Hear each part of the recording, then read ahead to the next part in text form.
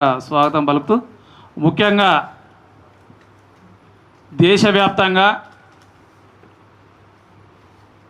కేంద్ర ప్రభుత్వం జనగణన చేస్తున్నటువంటి సందర్భంగా చాలాసార్లు మీకు అందరికీ తెలుసు BC political front BC intellectual forum ఆధ్వర్యంలో చాలా దఫాలుగా బీసీలను కులాల వారీగా లెక్కించాలని చెప్పేసి అప్పుడే ఈ దేశంలో ఉన్నటువంటి బీసీ కులాలు ఒక్కొక్క కులం సంఖ్య అనేది బయటపడతా ఉంటుంది. దాని పరంగా విద్యాపరంగా కానీ ఉద్యోగపరంగా కానీ రాజకీయ పరంగా కానీ ఈరోజు కులాల తమిళనాడు, మహారాష్ట్ర, కేరళ, యూపీ, బీహార్ అంటే ఒక్కొక్క రాష్ట్రంలో ఒక కులం ఒక్కొక్క పేరుతో పిలువబడతా ఉంది. కాబట్టి ముందుగానే కొన్ని రాష్ట్రాల్లో మీకు తెలుసు తెలంగాణలో 42% బీసీ రిజర్వేషన్ల అంశం పైన పోరాడినప్పుడు ఇక్కడ మరి ఎలాంటి అంటే జనగణనలో ఎలాంటి ప్రాబ్లమ్స్ రాకూడదని చెప్పేసి ఒక న్యాయ నిపుణులతోటి కమిటీ వేసేసి ఇక్కడ మరి తెలంగాణలో కూడా మరి బీసీ కమిషన్ ద్వారా అదేవిధంగా చాలామంది నిపుణులతోటి చర్చించి ఇక్కడ మరి జనాభా లెక్కలు తీయడం జరిగింది.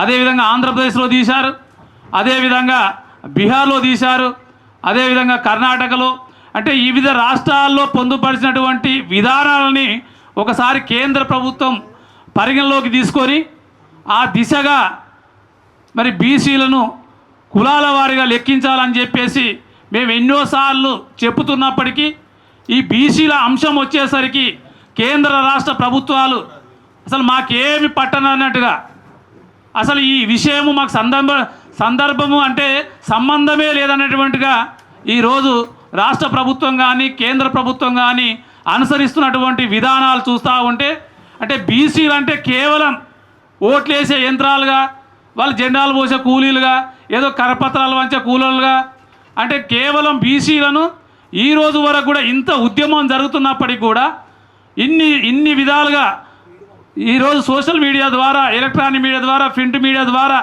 ఎన్నో ధర్నాలు చేస్తూ ర్యాలీలు చేస్తూ ఢిల్లీ వరకు మా జరుగుతున్నటువంటి అన్యాయం మీద మేము ఎప్పటికప్పుడు అప్రమత్తమై కేంద్ర రాష్ట్ర ప్రభుత్వాలకు నివేదిక ఇస్తున్నప్పటికీ కూడా ఏ ఒక్క పార్లమెంటు సభ్యుడు కానీ కేంద్ర మంత్రులు కానీ ఇక్కడ ఉన్నటువంటి కాంగ్రెస్ ప్రభుత్వం కూడా బీసీలకు 42% రిజర్వేషన్లు ఇస్తామని చెప్పి కూడా అది మర్చిపోయి కూడా దాదాపు వాళ్ళు 6 నెలలు అవుతుంది.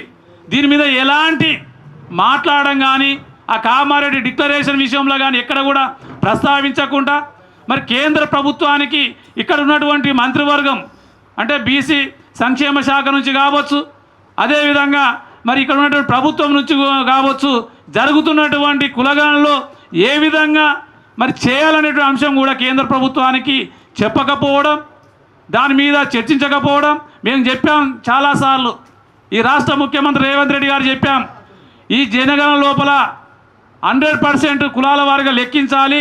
ఒకసారి ఈ రాష్ట్రంలో ఉన్నటువంటి నిపుణులను, మేధావులను, బీసీ సంఘాలను, కుల సంఘాల పెద్దలను ఒకసారి అన్ని రాజకీయ పార్టీలతో కలిసి కేంద్ర ప్రభుత్వం దృష్టికి తీసుకెళ్ళండి. ఒకసారి అఖిలపక్షాన్ని ఏర్పాటు చేయండి. ఈ అఖిలపక్షాలతోటి మరి ఢిల్లీకి పోయి ఈ యొక్క దాని మీద మాట్లాడాలని చెప్పి ఎన్నోసార్లు చెప్పినప్పటికీ కూడా చెవిటోడు ముందు శంఖం ఊదినట్టుగా దున్నపోతు మీద వాన పడ్డట్టుగా ఈ రాష్ట్ర ప్రభుత్వం ఎక్కడ కూడా మరి ఈ యొక్క అఖిలపక్షాన్ని ఢిల్లీకి తీసుకపోవడం, ఈ బీసీల అంశం మీద చర్చించకపోవడం, మరి అదేవిధంగా కేంద్ర ప్రభుత్వం నుంచి ఇక్కడ న్యాయకతం వస్తున్నటువంటి ఈ యొక్క కిషన్ రెడ్డి గారు కేంద్ర మంత్రిగా ఉన్నారు, బండి సంజయ్ గారు ఉన్నారు, మరి తెలంగాణ ఉద్యమంలో దీర్ఘకాలికంగా పనిచేసి మరి బహుజనుల మీద ఒక ఆలోచన ఉన్నటువంటి ఈటల రాజేంద్ర గారు ఉన్నారు, ధర్మపురి అరవింద్ గారు ఉన్నారు. మరి ఎవ్వరు కూడా దీని మీద ఈ యొక్క కులగణన మీద మాట్లాడకపోవడం అనేది సిగ్గుచేటైన విషయం. ఏమన్నా మాట్లాడితే మేము ఖచ్చితంగా బీసీలను కులాల వారిగా లెక్కిస్తామని చెప్తా ఉన్నారు, కానీ ఎక్కడ కూడా అది కనిపించడం లేదు. దానిపైన ఈరోజు స్పష్టంగా కేంద్ర రాష్ట్ర ప్రభుత్వాలకు మేము స్పష్టంగా చెప్పదలుచుకున్నాం. దానికి కేంద్రం అంటే ప్రధాని నరేంద్ర మోడీ గారికి ఒక లేఖపూర్వకంగా మళ్ళీ కూడా ఈరోజు మా ఐఏఎస్ చిరంజీవి గారి ఆధ్వర్యంలో మరి బాలరాజన్న గారి ఆధ్వర్యంలో మళ్ళీ కూడా ఈరోజు ఒక లేఖ రాసి కూడా మరి కేంద్ర ప్రభుత్వానికి పంపడానికి కూడా సిద్ధమైన ఈ యొక్క అంశాన్ని వాళ్ళు పరిగణలోకి తీసుకోకపోతే అంటే ఈ 20 తారీఖు నుంచే పార్లమెంట్ సమావేశాలు మొదలు కాబోతున్నాయి కాబట్టి ఈ పార్లమెంట్ సమావేశంలో చాలా అంశాలు చాలా బిల్లులు మరి పొందుపరుస్తున్నటువంటి సందర్భం లోపల చాలా కీలకమైనటువంటి అంశం లోపల మరి బీసీలను కులాల వారీగా లెక్కిస్తామని చెప్పేసి ఒదిక స్పష్టంగా వాళ్ళు చెప్పాల్సిన అవసరం ఉంది. దాన్ని దృష్టిలో పెట్టుకొని ఈరోజు మేము ఈ కార్యక్రమాన్ని ఏర్పాటు చేయడం జరిగింది. కాబట్టి ఈ అంశం పైన మాట్లాడాలని చెప్పేసి మరి అన్న వెంకన్న నేత గారిని ఒక 2 నిమిషాలు మాట్లాడాల్సి విజ్ఞప్తి చేస్తూ ఉన్నాం. ముఖ్యంగా ఈరోజు సమావేశం యొక్క ఉద్దేశం ఏంటంటే జనగణనలో కులగణన, ఈ కులగణనపై కేంద్ర ప్రభుత్వం వహిస్తున్నటువంటి నిర్లక్ష్య ధోరణి వలన బీసీలు మరొకసారి మోసపోతున్నారని చెప్పడానికే ఈరోజు సమావేశం ఏర్పాటు చేయడం జరిగింది. భారతదేశంలో స్వాతంత్రం వచ్చినప్పటి నుంచి కూడా కులగణన జరపాలనేటువంటి డిమాండ్ ఉంది. ఎందుకంటే భారతదేశం అంటేనే కులాల సమాహారం. మరి కులాల సమాహారం ఉన్నటువంటి భారతదేశంలో ఏ కులాల లెక్క ఎంత ఉందో తెలియకపోతే అభివృద్ధి సంక్షేమ పథకాలు మనం అర్థవంతంగా అమలు పరచలేమనే ఉద్దేశంతో ఈ కులాల జనగణన జరగాలని చెప్పేసి మొదటి నుంచి కోరుతున్నాం. ఈ దేశానికి వేరే వాడైనప్పటికీ కూడా బ్రిటిష్ వాడు 1881 నుంచి 1931 వరకు ప్రతి 10 సంవత్సరాలకు ఒకసారి ఈ దేశంలో ఉన్నటువంటి అన్ని కులాల లెక్కలు తీయడం జరిగింది. కానీ స్వాతంత్రం వచ్చిన తర్వాత ఈ నల్లదొరలు కులగణన చేయడానికి ఇష్టపడడం లేదు. ఆ రోజు 1951లో కులగణన జరపాలని చెప్పేసి ఫైలు నెహ్రూ గారికి పంపిస్తే నేను ఎస్సీ ఎస్టీలకు రాజ్యాంగపరంగా వాళ్ళకు కొన్ని నిబంధనలు ఉన్నాయి కాబట్టి వాళ్ళ జనగణన మాత్రమే కులగణన మాత్రమే నేను ఒప్పుకుంటాను కానీ మిగతా వర్గాలకు ఒప్పుకోనని చెప్పడం జరిగింది. మరి ఈ దేశంలో గత 80 సంవత్సరాలుగా అపరిష్కృతంగా ఉన్నటువంటి సమస్య ఈ జనగణనలో కులగణన సమస్య. ఈ దేశంలో అనేకమైన సమస్యలు పరిష్కారమైనవి. భాషా ప్రయుక్త రాష్ట్రాలు కావాలంటే అయినాయి. ఒకే భాషకు 2 రాష్ట్రాలు కావాలంటే కూడా మన రాష్ట్రం మనం చూసినాం జరిగినాయి. అదేవిధంగా నదీ జలాల వివాదాలు కూడా చాలా వరకు పరిష్కారమైనవి. రిజర్వేషన్ అంశాలు పరిష్కారమైనవి. కానీ కులగణన చేయడానికి మాత్రం ఆధిపత్య కులాలు, దోపిడీ కులాలు ఇష్టపడడం లేదు. ఇవాళ 1931 కులాల లెక్కలు ఉన్నాయి కాబట్టి బీసీలు 52% అని చెప్పగలిగినాం. దానికి 27% రిజర్వేషన్కు కోర్టులు కూడా ఒప్పుకోవడం జరిగింది. గత 10 సంవత్సరాల నుంచి కూడా ఈ కులగణన జరపాలనేటువంటి ఉద్యమం మరింత విస్తృతమైంది. ఈ సందర్భంగా ఒక 2-3 అంశాలు మనం మాట్లాడుకొని ఈరోజు మీటింగ్లో ఏం తలుచుకున్నామో మీకు తెలియజేస్తాం.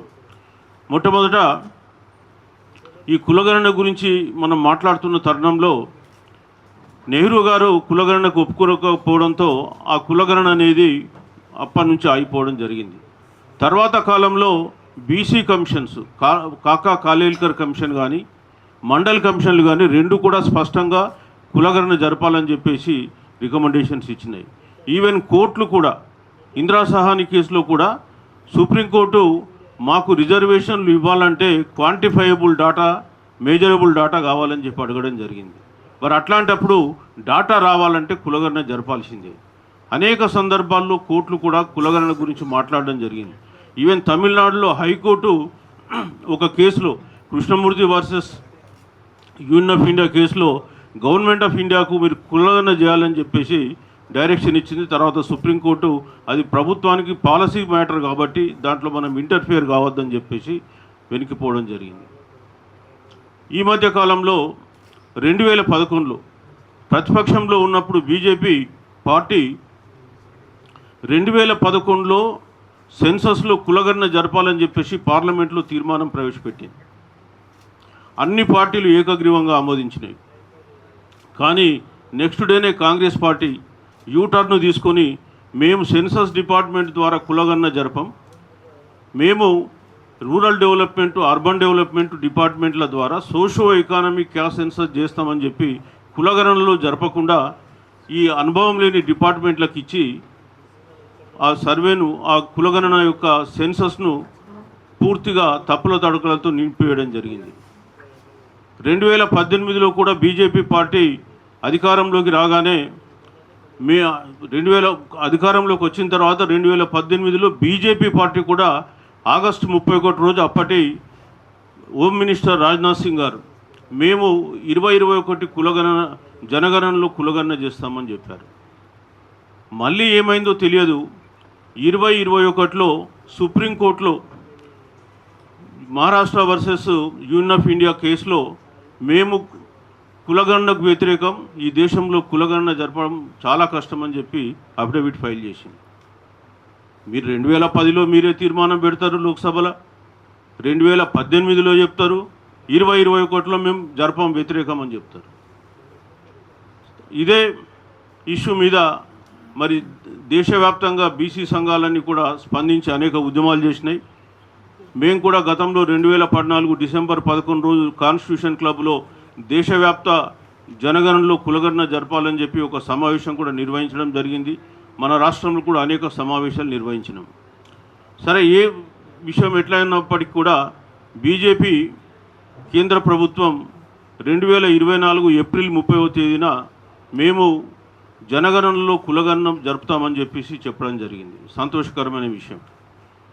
మరి ఆ చెప్పిన మాట కట్టుబడి ఉండి మరి శాస్త్రీయంగా శాస్త్రబద్ధంగా ఈ కులగణన నిర్వహిస్తే దీని ఫలితాలు అందరికీ అందుతాయి, లేకపోతే అందవు.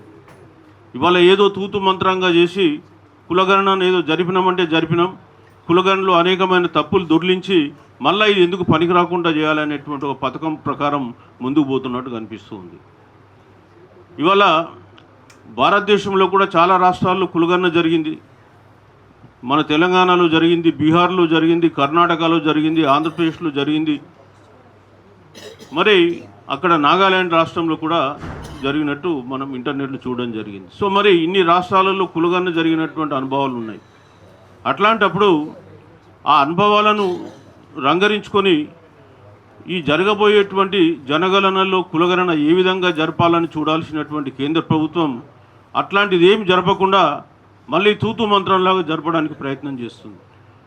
అందుకే ఈరోజు మేము బీసీ సంఘాలకు అందరికీ మరోసారి తెలియజేయడం ఏంటంటే, బీసీ ప్రజలకు, బీసీ సంఘాలకు ఇప్పుడు మనం కేంద్రమైన ప్రెషర్ పెట్టి కులగణన సక్రమంగా జరిగేలాగా చూసుకోకపోతే చాలా ఇబ్బంది పాలవుతాం.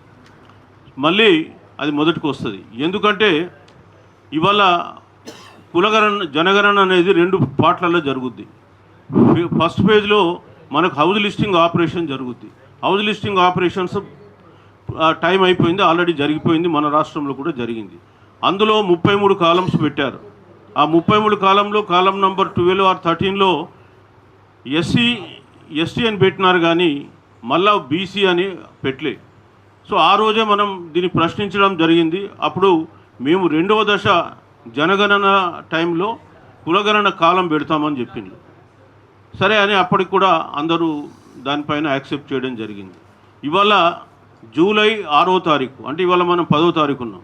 జూలై 6 నుంచి 20 వరకు కొన్ని సెలెక్టెడ్ రాష్ట్రాలలో ఏదైతే ఫిబ్రవరి 2027లో కులగణన జరగబోతుందో ఆ ఫార్మేట్ను టెస్టింగ్ చేస్తున్నారు. ప్రీ టెస్టింగ్ ఆపరేషన్ స్టార్ట్ చేశారు. 16 రాష్ట్రాలలో ఇప్పుడు ప్రీ టెస్టింగ్ ఆపరేషన్ నడుస్తూ ఉంది. అట్లే ఒక యూనియన్ టెరిటరీ కూడా. అందులో మళ్ళీ కాలం ఏం చేశారంటే, ఎస్సీ ఎస్టీ వాళ్ళకేమో ప్రీ ఎగ్జిస్టింగ్ కోడ్స్ ఉన్నాయి, వాడుతున్నారు. కులం కాలం అని పెట్టారు, కానీ ఆ కులంకి ఒక కోడ్ నెంబర్ అసైన్ చేయలే. ఇప్పుడు దీనివల్ల ఏం జరుగుతుందంటే, ఒక కులానికి ఒక కోడ్ నెంబర్ అసైన్ చేయకపోతే ఒకటే కులం 10 రకాలుగా ఒక రాష్ట్రంలో పిలువబడవచ్చు. ఇప్పుడు ఉదాహరణకు మనం గౌడ్స్ అయినా తీసుకుందాం. గౌడ్లో కూడా ఏమున్నది, గౌడ ఉన్నారు, ఈడిగా ఉన్నారు, శ్రీశైన ఉన్నారు, శ్రీయాత ఉన్నారు, శెట్టిబల్య ఉన్నారు. సో ఒకే కులం 5 కులాలుగా వస్తుంది రాష్ట్రంలో. గమ్మత్ ఏంటంటే, ఇంకోటి గౌడ స్పెల్లింగ్ కూడా రకరకాలుగా రాయొచ్చు. ఒకళ్ళు జీఓయూడి అని రాయొచ్చు, ఇంకోళ్ళు జీఓడబ్ల్యూడి అని రావచ్చు. సో మనకు 2011లో ఎప్పుడైతే సోషో ఎకానమిక్ క్యాస్ట్ సెన్సస్ జరిగినప్పుడు ఇట్లాగనే డేటా ఎంట్రీ జరిగింది. వాళ్ళు జీఓయూడి అని ఒక కులం రాసిండ్లు, జీఓడబ్ల్యూడి అని ఇంకో కులం రాసిండ్లు. అట్లనే ఇప్పుడు పద్మశాలి అంటే పద్మ అంటే పిఏడిఎంఏ అని ఒకళ్ళు పెట్టచ్చు, పిఏడిహెచ్ఎంఏ అని ఒకళ్ళు పెట్టచ్చు. శాలి అంటే ఎస్ఏ ఎల్ఐ ఓళ్ళు రాయొచ్చు, ఎస్డబ్ల్యూఎల్ఐ అని ఓళ్ళు రావచ్చు. ఇట్లా ఒకటే కులం 10 సార్లు రిపీట్లు అయిపోయి రకరకాలుగా లాస్ట్కు 26 లక్షల కులాలు తెచ్చారు. అందుకే ఇప్పుడు అట్లా కాకుండా మన రాష్ట్రంలో సర్వే జరిగినప్పుడు ఈ కులాల సర్వే ఒక్కొక్క కులంకి ఒక్కొక్క కోడ్ ఇచ్చారు. మొత్తం రాష్ట్రంలో 242 కులాలను గుర్తించి ఆ 242 కులాలకు కోడ్లు ఇచ్చి ఇంకా ఏమైనా మిస్ అయితే ఏమో అదర్స్ అని చెప్పి ఆ అదర్స్ కులాలను రాయించింది. ఇవాళ రాష్ట్రానికి అన్ని కులాల లిస్టులు ఉన్నాయి. ఏ రాష్ట్రానికి ఆ రాష్ట్రానికి సంబంధించినటువంటి కులాల లిస్టులు వాళ్ళు వాడుకుంటే జనగణనలో కులగణనకు సంబంధించినటువంటి విషయాలు స్పష్టంగా వస్తాయి.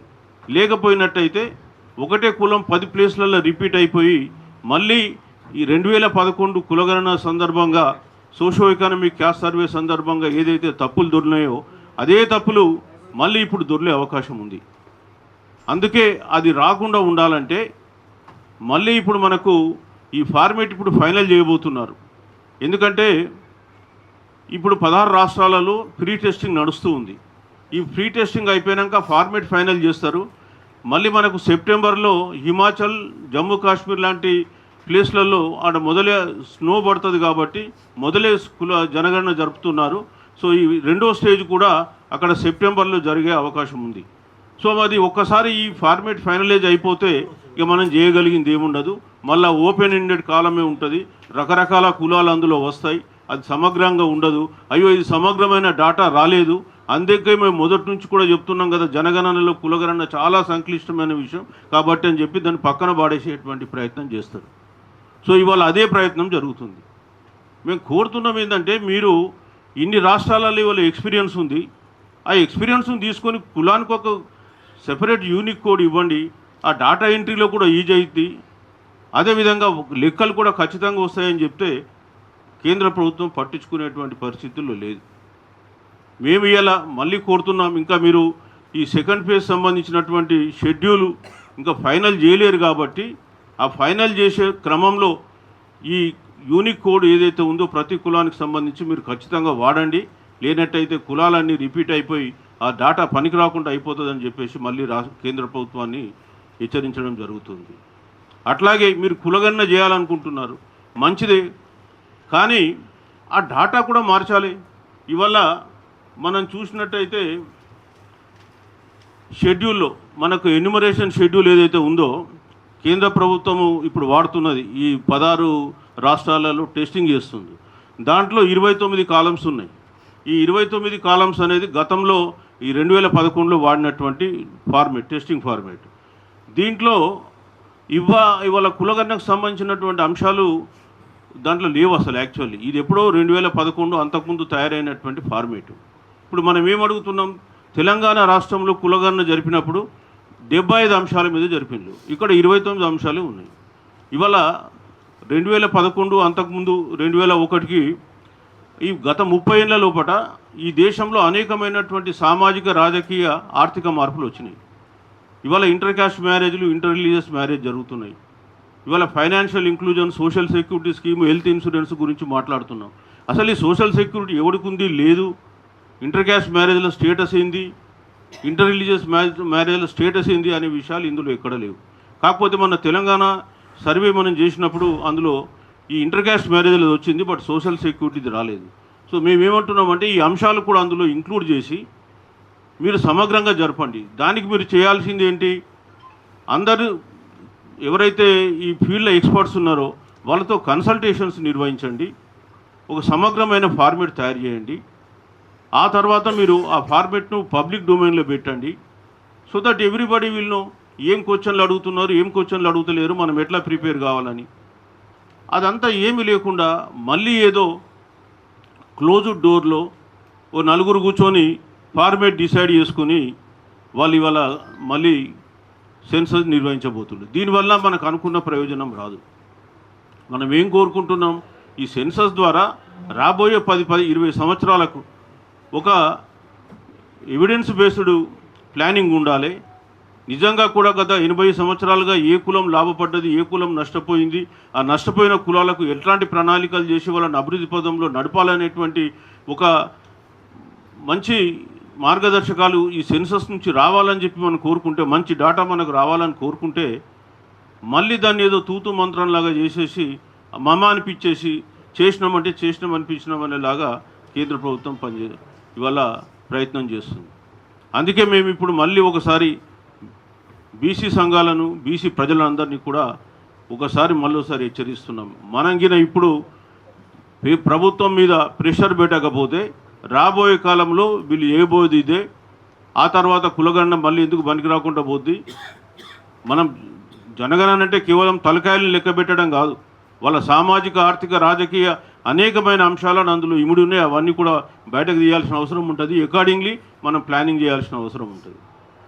ఈ 10 సంవత్సరాల ప్లానింగ్ ఉపయోగపడే డాటా అది 10 సంవత్సరాలు అయిద్దాం, మళ్ళీ నెక్స్ట్ 20 సంవత్సరాలు అయిద్దాం మనకు తెలియదు. మరి అట్లాంటి డాటా పైన ప్రజలతో చర్చించి దాంట్లో ఎట్లాంటి అంశాలు ఉంచాలి అనేటువంటి విషయాలపైన ఒక సమగ్రమైన నిర్ణయం తీసుకోకుండా వాళ్ళే నిర్ణయాలు తీసేసుకొని ఇక మేము కులగణన చేసేసినామని చెప్పాలనుకుంటే మాత్రం అది చాలా శుద్ధ తప్పు అని చెప్పి తెలియజేస్తున్నాం. సో ఇవాళ మేము కోరేది ఏంటంటే, మీరు మళ్ళొకసారి తక్షణమే ప్రజలతో సంప్రదింపులు జరపండి, స్టేక్ హోల్డర్స్తో సంప్రదింపులు జరపండి, ఎక్స్పర్ట్స్తో జరపండి. రాష్ట్రంలో ఉన్నటువంటి బీసీ, ఎస్సీ, ఎస్టీ ఇతర కమిషన్లతో కూడా మీటింగ్లు పెట్టుకొని చర్చలు జరిపి ఈ ఫార్మేట్ ఫైనల్ చేసుకొని క్వశ్చనియర్ ఫైనల్ చేసి మీరు సెకండ్ ఫేజ్ ఎన్యూమరేషన్ జరపాలని చెప్పేసి కోరుతున్నాం. సో దానికి అనుకూలంగా మేము ఇవాళ ఇక్కడ నుంచే ప్రైమ్ మినిస్టర్ గారికి, అదేవిధంగా హోమ్ మినిస్టర్కు, రిజిస్ట్రార్ జనరల్కు వాళ్ళందరికీ కూడా ఉత్తరాలు రాస్తూ ఉన్నాం. వాళ్ళను కూడా తెలియజేస్తున్నాం. అదేవిధంగా రాష్ట్రంలో ఉన్న ఎంపీలకు కానీ ఇతరులకు కూడా ఈ లెటర్స్ అన్ని ఇచ్చేసి రాబోయే లోక్సభ ఏదైతే సెషన్స్ ఉన్నాయో జూలై 20 నుంచి ఆ సెషన్స్లలో ఈ ఇష్యూను కూడా రేజ్ చేయండి. ఖచ్చితంగా మీరు కులాలకు ఒక యూనిక్ కోడ్ నెంబర్ ఇవ్వండి. అదేవిధంగా ఈ 29 క్వశ్చన్లతో ఉన్న క్వశ్చనియర్ను కూడా రివైజ్ చేసి ఇవాళ డేట్స్కు అప్డేటెడ్గా దీన్ని తయారు చేయాలని చెప్పేసి కోరుతూ దాని కొరకే ఈరోజు మేము ఈ సమావేశాన్ని ఏర్పాటు చేయడం జరిగింది. సో మరి మీ ద్వారా ప్రభుత్వాలకు తెలియజేసేది ఏంటంటే, దీనిపైన ప్రభుత్వాలు చిత్తశుద్ధితో పనిచేయండి. ఏదో చేస్తున్నామంటే చేస్తున్నాం, అదేవిధంగా చేసి మళ్ళీ బీసీలను మరొకసారి మోసపుచ్చకుండా అని చెప్పేసి తెలియజేస్తున్నాం. మాట్లాడితే రాహుల్ గాంధీ గారు సామాజిక న్యాయం, అదేవిధంగా కులగణన గురించి మాట్లాడుతుండు. మరి ఈ విషయం వారికి కూడా ఈ విషయంలో లెటర్ రాస్తున్నాం. వారు కూడా రేపు వచ్చేటువంటి లోక్సభలో ఈ ఇష్యూను రేజ్ చేసి ఖచ్చితంగా మరి ప్రభుత్వాన్ని ఒప్పించేలాగా చూడాలని చెప్పేసి మేము మా బీసీ ఇంటలెక్చువల్ ఫోరం కావచ్చు, అదేవిధంగా పొలిటికల్ ఫ్రంట్ కావచ్చు, ఇంకా ఇతర మా పూర్ణచంద్రరావు గారు ఉన్నారు, ఆయన ఆల్ ఇండియా బీఎస్పీ కన్వీనర్, ఇంకా ఇతర చాలా సంఘాలు ఉన్నాయి డయాస్ మీద, వారందరి తరఫున నేను కోరుతున్నాను. బీసీలు అంటే దేశంలో చాలా చులకన. బీసీలను ఎవరో లెక్క చేయరు, బీసీలని పట్టించుకోరు. బీసీలు అంటే రాజకీయంగా భయం లేదు. అందుకే ఈ జనగణన అనే దానికి ఖర్చు ఎంత అవుతుందంటే 12,000 కోట్ల రూపాయలు అవుతుంది. అంటే ఒక్కొక్క మనిషికి 84 రూపాయలు ఖర్చు పెడుతుంది ఈ ప్రభుత్వం. ఎవరి కోసం ఖర్చు పెడుతుంది? మన కోసం ఖర్చు పెడుతుంది. మరి మన కోసం ఖర్చు పెట్టినప్పుడు మనకి చెప్పా పెట్టకుండా జనగణన చేస్తే ఎవరికి ఉపయోగం చెప్పండి? మన డబ్బులతో ఈ ప్రభుత్వాలు సర్వేలు చేయించి మన ఇన్ఫర్మేషన్ మనకు కావాల్సింది తీయకుండా వాళ్ళు ఇష్టం వచ్చినట్టు ఇష్టారాజ్యంగా చేయటం ఎంత న్యాయం చెప్పండి? ఇది ఎంత పెద్ద సమస్య.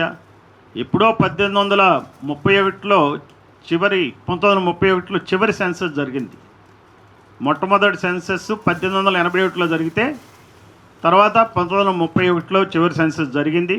ఆ తర్వాత నుంచి జరిగిన సెన్సస్లో బీసీల గణన చేయలే. మరి చేయకపోగా మేము చేస్తామని చెప్పి క్యాబినెట్ రెజల్యూషన్ పాస్ చేసి బీసీల కులం కోడ్ ఇస్తామని చెప్పి కూడా ఇవ్వకపోవటం అనేది ఎంత అన్యాయం చెప్పండి. ఇప్పుడు చిరంజీవులు గారు చెప్తున్నారు, బీహార్లో కానీ తెలంగాణలో కానీ ప్రతి కులానికి ఒక కోడ్ ఇచ్చి మరి గణన చేసినప్పుడు ఇదేమైనా పెద్ద రాకెట్ సైన్స్ ఇది చేయడానికి? అందరికీ తెలుసు దీనికి పెద్ద కమిటీలు సమావేశాలు ఏమి అక్కర్లా. వాళ్ళకి చిత్తశుద్ధి లేదు కాబట్టి వాళ్ళు చేయట్లే. చేస్తున్నట్టు మభ్య పెడుతున్నారు. చివరికి జనగణనలో బీసీలకు అన్యాయమే జరుగుతుంది. అందుకని చెప్పి బీసీలందరూ తెలంగాణలో మన చిరంజీవులు గారి నాయకత్వంలో అన్ని సంఘాలు ఉద్యమించాల్సిన అవసరం ఉంది. మనకి ఈ రోజున తెలంగాణ రాష్ట్రంలో చిరంజీవులు గారు లాంటి వివేకవంతుడు, అన్నీ తెలిసిన వ్యక్తి, మరి బీసీల ఎడల నిబద్ధతతో పనిచేస్తున్నటువంటి వ్యక్తి మరొకరు లేరు. అందువలన ఆయన నాయకత్వంలో అన్ని బీసీ సంఘాలు ఉద్యమించాలా, కొన్ని నినాదాలు చేపట్టాల్సిన అవసరం ఉంది. మోదీ ఓబీసీ కులం కోడ్ ఇస్తావా ఇవ్వవా, మోదీ ఓబీసీ కులం కోడ్ ఇస్తావా ఇవ్వవా అనే నినాదంతో ఉద్యమాలు చేయాలి. రాహుల్ ఓబీసీ కులం కోడ్ ఉద్యమం చేస్తావా చేయవా, ఇద్దరిని మనం నిలదీయాల్సిన అవసరం ఉంది. అటు మోదీని ఇటు రాహుల్ని. మోదీ పడిపోతే ఎక్కుదామని చెప్పి రాహుల్ చూస్తున్నాడు. రాహుల్ మరి ఉద్యమం చేయాలి కదా. ఇప్పుడు ఇక్కడ తెలంగాణలో కాంగ్రెస్ ప్రభుత్వం 42% బీసీలకు స్థానిక సంస్థల్లో రిజర్వేషన్లు ఇచ్చినప్పుడు మరి పల్లెత్తు మాట మాట్లాడలా ఢిల్లీలో రాహుల్ గాంధీ, పార్లమెంట్లో ఏం మాట్లాడలా, కానీ ప్రధాని కావాలని కలలు కంటున్నాడు. ఏం అన్యాయం అండి చెప్పండి. అందువల్ల ఈ రోజున ఈ పార్టీలని నమ్మేది లేదు. మనకి తరతరాలుగా కాంగ్రెస్ అన్యాయం చేసింది, బీసీలకు అన్యాయం చేసింది. రిజర్వేషన్లు స్టేట్లో ఇవ్వడానికే 50 సంవత్సరాలు పట్టింది. అట్లనే దేశంలో ఇవ్వటానికి దాదాపుగా 50 సంవత్సరాలు పట్టి 1993లో ఇచ్చారు. అట్లా చూసుకుంటే ఆ ఇచ్చినవి కూడా అరకొర రిజర్వేషన్లే. అది కూడా ఇచ్చింది కాంగ్రెస్ కాదు. మరి అలానే బీజేపీ వచ్చింది, మూడోసారి ప్రధానమంత్రి ఓబీసీ వర్గానికి చెందిన అతను అయ్యాడు ఆయన. మరి ఆయన ఎందుకు చేయడు చెప్పండి. కానీ అదే అగ్రవర్ణాలకి రిజర్వేషన్లు ఇవ్వాలంటే 10% రిజర్వేషన్లో మోడీ మరి ముందు వెనక చూడకుండా ఇచ్చాడు. మరి దానికి కులగణన లేదు, పాడు లేదు, కమిషన్ లేదు, ఏమి లేదు, ఏ రకమైన స్టడీ లేదు. వాళ్ళు ఇష్టం వచ్చినట్టు చేశారు. అంటే చిత్తశుద్ధి వాళ్ళ కోసమే ఉంది, మన ఎడల వాళ్ళకి చిత్తశుద్ధి లేదు. బీసీలకి న్యాయం చేయటానికి చిత్తశుద్ధి లేదు. బీసీలకు న్యాయం చేయకుండా దేశం బాగుపడదు. ఎందుకంటే దేశంలో 60% మంది బీసీలు ఉన్నప్పుడు ఈ 60% బీసీలు అభివృద్ధి చెందకుండా దేశం అభివృద్ధి చెందినట్టు అవుతుందా? అసెంబ్లీలో పార్లమెంట్లో 60% మంది ఓబీసీ ఎంపీలు కానీ ఎమ్మెల్యేలు కానీ లేకపోతే అక్కడ జనాభా ప్రకారం ఎస్సీ ఎస్టీ ఎమ్మెల్యేలు ఉన్నా కానీ వాళ్ళకి న్యాయం జరుగుతుందా? జరగట్లే. అందుకే ఎస్సీలు వెనకబడిపోయి ఉన్నారు, ఎస్టీలు వెనకబడిపోయి ఉన్నారు.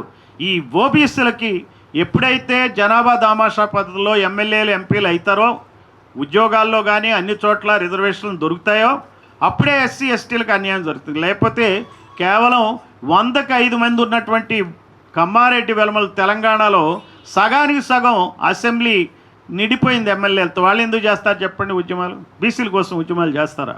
వాళ్ళకి తెలుసు 42% రిజర్వేషన్లు మనం ఇస్తాం, కానీ అక్కడ ఢిల్లీ ఒప్పుకోదని తెలుసు. అందుకే టపా చేసి ఇదిగో తాంబూలాలు ఇచ్చాం, తన్నుకు చావండి అని చెప్పి రేవంత్ రెడ్డి చేతులు దొడుపుకున్నాడు.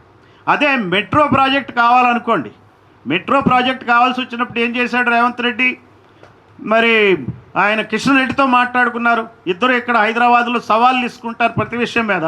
కానీ మరి ఢిల్లీ పోయాడు, కిషన్ రెడ్డితో కలిశాడు.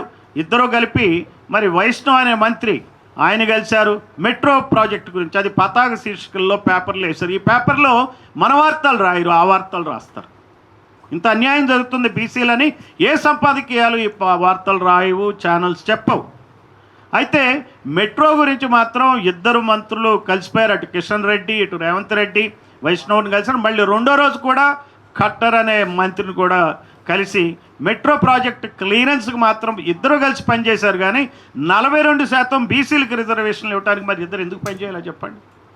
ఇది బీసీలు అర్థం చేసుకోవాలా, బీసీ సంఘాలు అర్థం చేసుకోవాలా, బీసీ సంఘాలు ఉద్యమాలు చేపట్టాలా. ఈ విషయాన్ని బీసీలకి గ్రామాల వారీగా చెప్పాల్సిన అవసరం ఉంది.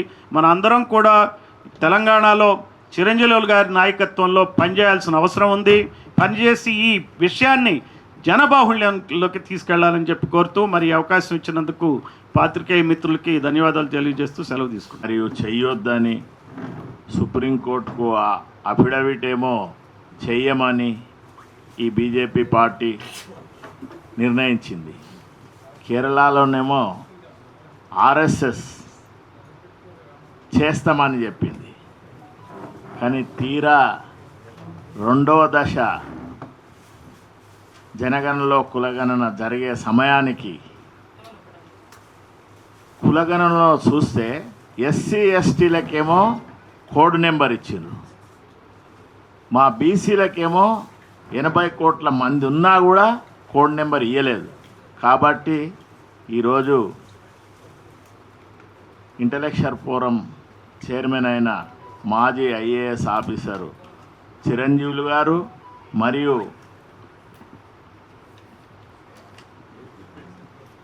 నేషనల్ కోఆర్డినేటర్ అయిన పెద్దలు బిఎస్పి అధ్యక్షులు మరియు ఆంధ్రప్రదేశ్ మాజీ డీజీపీ గారు బీసీలకు జరుగుతున్న అన్యాయాన్ని మనం రోజు చూస్తూనే ఉన్నాము ప్రచార సాధనాలలో. అక్కడ ఆంధ్రప్రదేశ్లో అయినా ఇక్కడ తెలంగాణలో అయినా ఇద్దరు బీసీలకు అండగా ఉండి నిరంతరము పోరాటము హక్కుల గురించి చేస్తున్నారు. కాబట్టి మేము ఈరోజు చిరంజీవులు గారు ప్రత్యేక సమావేశం పెట్టి డీజీపీ గారిని మరియు మా బీసీ ఇంటలెక్చువల్ ఫోరం మరియు బీసీ పొలిటికల్ ఫ్రంట్ కలిసి ఈ విలేకరుల సమావేశం పెట్టినాము. దీనికి మా వైస్ చైర్మన్ అయిన దుర్గయ్య గౌడ్ గారు, మా ప్రధాన కార్యదర్శులు ఐల వెంకన్న మరియు ఎరమాద వెంకన్న,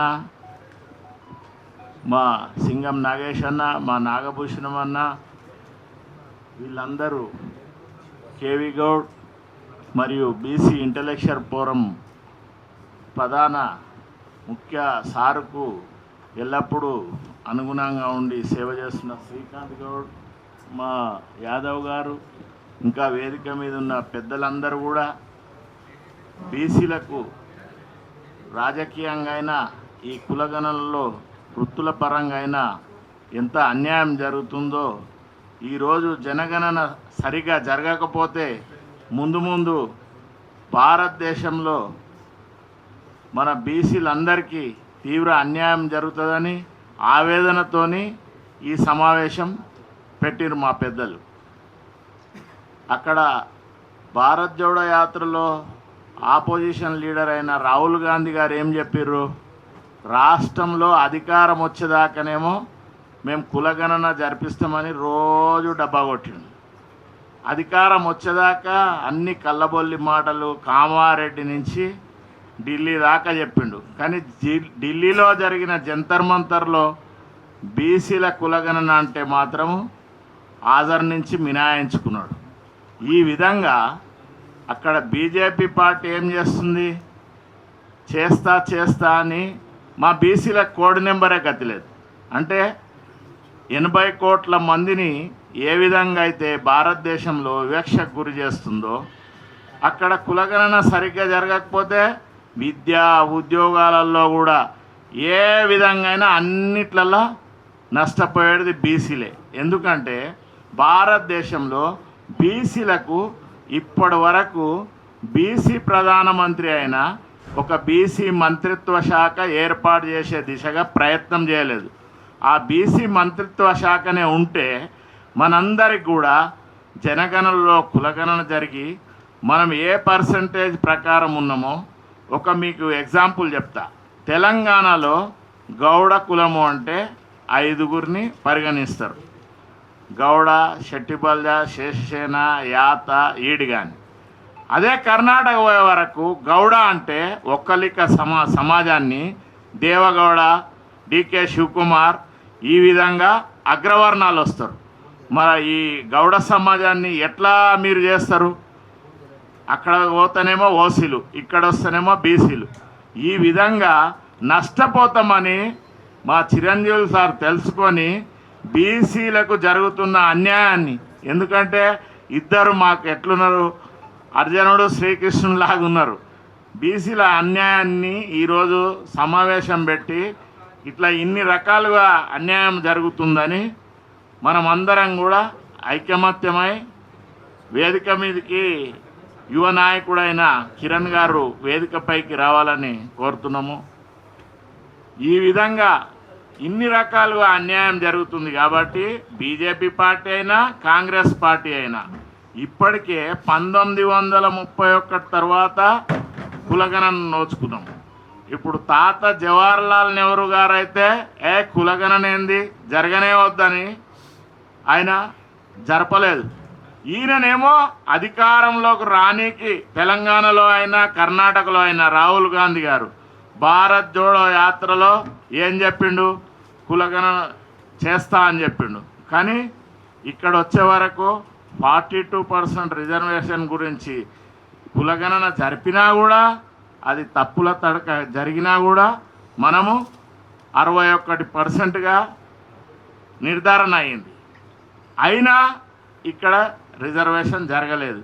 రేపు జరగబోయే మున్సిపాలిటీలో అయినా మేము 61% ఉన్నాము.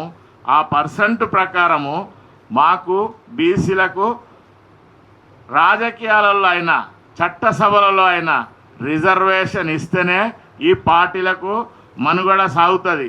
మా సార్ పూర్ణచంద్రరావు గారు నిరంతరము ఇదే చెప్తుండు. 80 కోట్ల మంది ఉన్నాము, 62% ఉన్నాము, మా జనగణలో కులగణన జరపరు. ఉద్యోగాలలో విద్యలో ఏమేమి ఎలక్షన్ వచ్చినప్పుడు మాత్రము బ్రహ్మాండంగా వేదికల మీద చెప్తారు ఈ నాయకులు. మళ్ళా చట్టసభలలో పోయే వరకు ఎక్కడ చూసినా వాళ్ళే కర్చీపేసి వాళ్ళే అధికారంలో కొనసాగుతారు. కాబట్టి మనకు రాజ్యాంగపరంగా అయినా చట్టసభలలో ఎక్కడ న్యాయం జరుగుతుందనే దిశగా కూడా ఎవరు మాట్లాడరు. అధికార పార్టీ మాట్లాడది, ప్రతిపక్ష పార్టీ మాట్లాడేది. అందుకే మనం అంతా కూడా నిరంతరము ఐకమత్యంగా ఉండి మన హక్కులు మనం సాధించే దిశగా ఈరోజు జనగణలో కులగణన జరిగితేనే మన నిష్పత్తి తేలుతుంది. అన్నిట్లలో కూడా వైద్యంలో అయినా ఏదైనా కూడా రాజకీయంగా అయినా కూడా మన వాటా మనకు దక్కుతుంది. మా బీసీలకు దక్కాలనే తపనతోనే ఈ నాయకులందరూ కూడా మా ఎంబడి ఉండి మమ్మల్ని ఈ విధంగా చేస్తున్నందుకు మొదట తెలంగాణలో బహుజన రాష్ట్రం రావాలి, వస్తేనే బహుజనులకు న్యాయం జరుగుతుంది. ఎందుకంటే మనమే 90% బీసీ, ఎస్సీ, ఎస్టీ, మైనార్టీలో ఉన్నాము. ఐకమత్యం కావాలి. చిరంజీవి సార్ నాయకత్వంలో మనందరికీ న్యాయం జరిగే దిశగా రాజ్యాధికారంలో మనం ఎంతున్నామో మన వాటా దక్కాలని కులాల వారీగా జనగణన జరిగినప్పుడే సరి అయిన దిశలో జరిగినప్పుడే న్యాయం జరుగుతుంది రాజకీయంగాని. సారుకు ఈ విధంగా ఆలోచన ఉండి ఈరోజు మా 8 డిమాండ్లతోని ఈ సమావేశం ఏర్పాటు చేసిండు. ఇవన్నీ కూడా మీరందరికీ విలేకరులకు మేము అందరికి కాపీ ఇచ్చినాము. ఎందుకంటే బీసీలకు రాజకీయ పోరాటం చేసినా ఏ పత్రికలో రానియరు, ఏ టీవీలో రానియరు. ఏదున్నా కూడా సోషల్ మీడియా ద్వారానే మన బీసీలకు, ఎస్సీలకు, ఎస్టీలకైనా కూడా రాజకీయం గురించి చెప్పాలి, మన హక్కుల గురించి చెప్పాలి. మొన్ననే జరిగిన మా సోదరుడు భువనగిరిలో తీన్మార్ మల్లన్న మీటింగ్ ఏర్పాటు చేస్తే ఒక్క పత్రికకే పరిమితమైంది. అట్లా మనం ఎప్పుడు అనగదొక్కాలనే ఈ అగ్రవర్ణాల వారు భారతదేశంలో బీజేపీ పార్టీ అయినా తెలంగాణలో కాంగ్రెస్ పార్టీ అయినా నిరంతరము ఎట్లా అనగదొక్కాలి, వీళ్ళను ఏ విధంగా అణచిపెట్టాలి, రాజకీయాలకు రానియొద్దని రోజు కుట్ర జరుగుతూనే ఉంటుంది. దాన్నంతా ఎదుర్కోవాలంటే మనం అందరం కూడా ఐకమత్యంతో ఉండాలి, ఓపికతో ఉండాలి. బీసీలందరూ కూడా కలిసికట్టుగా ఉండాలి. బీసీలు ఒక్కరే కాదు, ఎస్సీలను, ఎస్టీలను, మైనార్టీలను అందరి కలుపుకొని పోయినప్పుడే రాజ్యాధికారం వస్తుంది. ఎందుకంటే 375 సంవత్సరాల క్రితమే. అందుగురించే ఈ సమావేశం ఏర్పాటు చేసినాము. జనగణనలో కులగణన జరగాలి. ఏమేమి ఇవన్నీ సార్ డిమాండ్లు ఇచ్చిండో మీరందరూ కూడా పత్రికలలో రాసి బీసీలకు న్యాయం జరిగే దిశగా కూడా మేమందరం కలిసికట్టుగా పోరాటం చేస్తాము. ఈ తెలంగాణ రాష్ట్రంలో బహుజన రాజ్యం ఏర్పడేదాకా జిల్లాల వారీగా కూడా మీటింగ్లు పెడతాము. అందరినీ కలుపుకొని పోతాము. బహుజనులను అదే దిశగా చేయాలని ప్రణాళికతోని మేమున్నాము. సారు సారథ్యంలో చేస్తాము. ఎందుకంటే అన్నిట్లలో ఈ 79 సంవత్సరాల నుంచి బహుజనులకు ఈ అగ్రవర్ణాల వారు అన్యాయం చేస్తూనే ఉన్నారు. పక్క రాష్ట్రంలో అవసరం ఉన్నప్పుడేమో కర్ణాటక మాజీ ముఖ్యమంత్రి అయిన సిద్దిరామయ్యను తెచ్చి కామారెడ్డిలో మోసపూరిత డిక్లరేషన్ ఇచ్చి ఓట్లు వేయించుకొని ప్రభుత్వంలోకి వచ్చినాకనేమో మా జనగణంలో కులగణ గురించి ఒక్క నాయకుడు మాట్లాడాడు. ముఖ్యమంత్రి రేవంత్ రెడ్డి గారు మాట్లాడరు. ప్రతిపక్ష నాయకుడు కేసీఆర్ గారేమో ఫామ్ హౌస్కే పరిమితమైనరు. ఇట్లా బీసీల సమస్య, బీసీల ఓట్లు కావాలి కానీ బీసీల జనగణంలో కులగణన జరగవద్దని చూస్తారు, బీసీలకు రాజకీయ వాటా రావద్దని చూస్తారు, వృత్తి పరంగా బతకనియరు, ఉద్యోగ పరంగా అయినా మేము ఎంతున్నామో అంత వాటా ఇచ్చే దిశగా ఈ తెలంగాణ రాష్ట్రంలో లేదు. భారతదేశంలో బీజేపీ ఎప్పుడు ఆ ప్రయత్నమే చేయలేదు. ఇప్పుడు చేస్తున్నందుకు వాళ్ళకు అభినందనలు చెప్తాము. కానీ మా బీసీల కోడ్ నెంబర్ ఏందో 2వ దశలో తేల్చినాకనే చేయాలని మేము ప్రధాన డిమాండ్ చేస్తున్నాం. అది తేల్చకుండా చేస్తే అగమ్య గోచరంగా కౌంట్ చేస్తే మా బీసీల ఈ 100 సంవత్సరాల నుంచి ఇప్పుడు ఎట్లెట్లా జరుగుతుందో ఆంగ్లేయులు ఉన్నప్పటి సంది అదేవిధంగా మళ్ళా తయారవుతుంది. వాళ్ళన్నా కొంచెం న్యాయం చేసిరు కానీ వీళ్ళైతే అసలు బీసీల హక్కుల గురించి ఏ రోజు బీజేపీ పార్టీ ఈ 125 సంవత్సరాల కాంగ్రెస్ పార్టీ జవహర్లాల్ నెహ్రూ అయినా చేయలేదు. ఈయన భారత్ జోడో యాత్రలో చెప్పి చేతులెత్తేసిండు. ఎందుకంటే ఏదో భారతదేశంలో 3-4 రాష్ట్రాలలో కాంగ్రెస్ వస్తే కాంగ్రెస్ పార్టీ బతుకుతూ ఉంటుంది. అంతేగాని ఎక్కడ బీసీలకు న్యాయం చేసే దిశగా వీళ్ళు ప్రయత్నం చేస్తలేరు.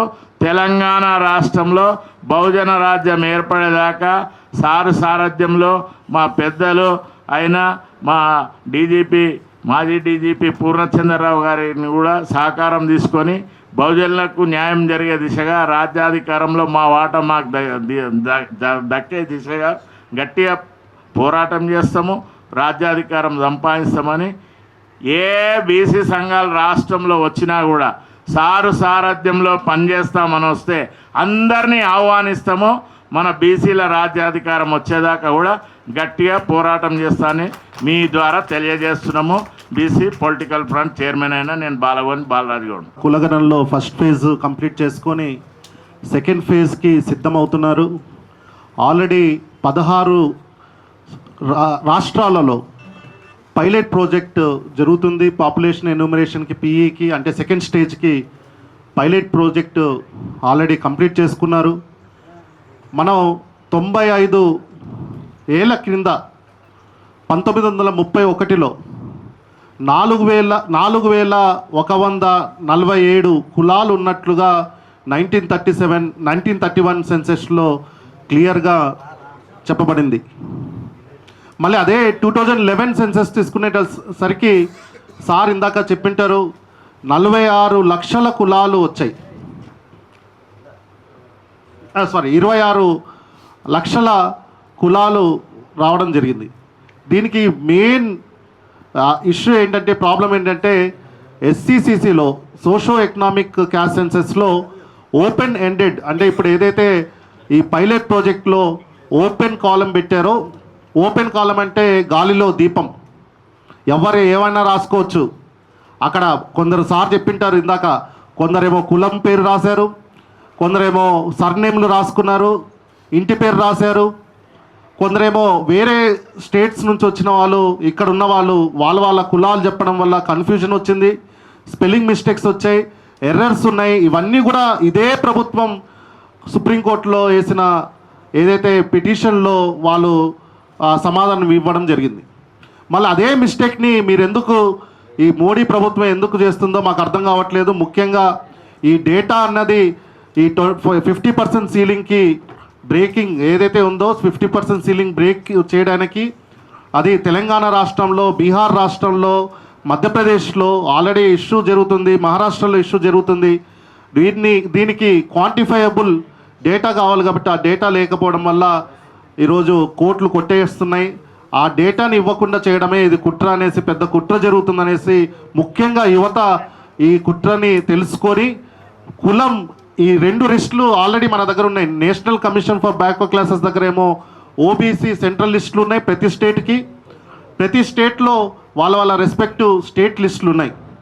మరి సెంట్రల్ గవర్నమెంట్లో ఉన్న హోమ్ మినిస్ట్రీ కానీ, సోషల్ జస్టిస్ మినిస్ట్రీ కానీ, లేకపోతే సెన్సస్ కమిషనరేట్ కానీ వీళ్ళ దగ్గర లిస్ట్ లేకపోతే మా ఐఏఎస్ రిటైర్డ్ ఐఏఎస్ చిరంజీవి సార్ని అడిగితే ఆయన ఇస్తారు లిస్ట్ కావాల్సింటే మీకు.